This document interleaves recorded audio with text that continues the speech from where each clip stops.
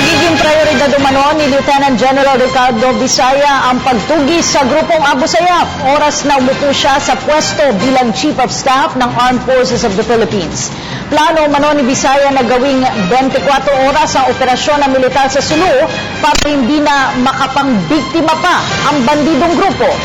May report si Eunice Samonte. 24 oras, 7 araw sa isang linggo. Yan ang magiging operasyon ng militar laban sa teroristang grupo ng Abu Sayyaf sa oras na maupo si incoming Chief of Staff Lieutenant General Ricardo Visaya. Yan ang kanya naging pahayag kanina matapos maitanong ang kanya magiging plano pagkatapos ng change of command sa July 1. Ayon kay Lieutenant General Visaya, matapos raw ang turnover ay agad naman na magkakaroon ng command conference kasama ang bagong presidente at mula doon ay pag-uusapan ng mga dapat gawin at mga karagdagang aksyon na maaaring simula ng Armed Forces of the Philippines. We are planning for that, no, to fight the Abu Sayyaf 24/7. We would like to defeat that the fastest way, no, and that can be the best option to fight them.